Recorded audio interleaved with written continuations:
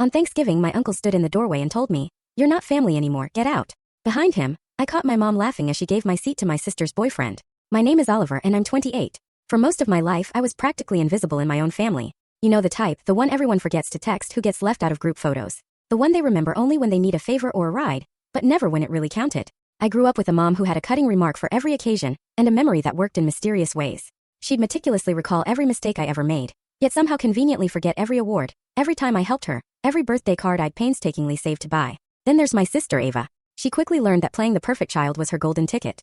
She'd smile, act demure, ace her grades, and in return she was treated like royalty. I was her exact opposite. Quiet, naturally skeptical, and often a little too honest for my own good.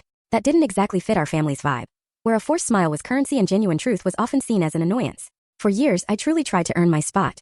I'd show up to dinners I wasn't invited to with homemade pies, bring thoughtful gifts to birthdays where no one seemed to notice my arrival, and offer compliments to relatives who consistently mispronounced my name.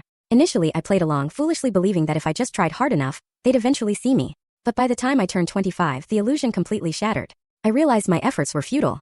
My place at their table was never going to be truly secure. Yet, there's a persistent ache that lingers, no matter how rationally you understand the situation. So, when Thanksgiving rolled around last year, I debated whether to even bother going. My cousin Maya was the only person in that entire complicated family who treated me like an actual human being. She was 2 years younger but possessed more emotional maturity than half the adults in the room. We'd grown closer over the years, exchanging DMs, having occasional late-night calls, and genuinely checking in on each other. So when her text popped up the day before Thanksgiving, "You better show up. I saved you a spot, you know." I caved. I figured maybe, if only for her, it was worth giving it another shot. I drove the 40 minutes to my uncle's house, where Thanksgiving was always hosted. It was classic suburbia.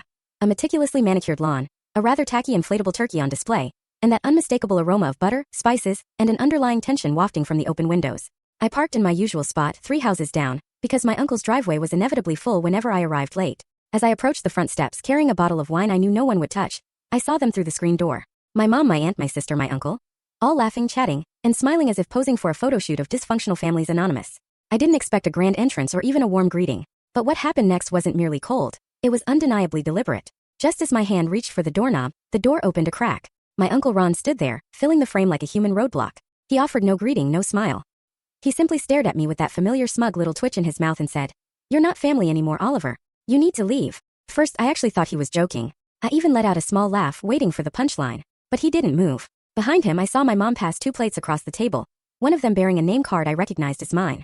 "Mine," she declared, handing it with a laugh to Ava's boyfriend, a guy I'd only met twice. They clinked glasses. My seat was filled before I even had a chance to step inside. "I'm serious, Oliver," Uncle Ron added.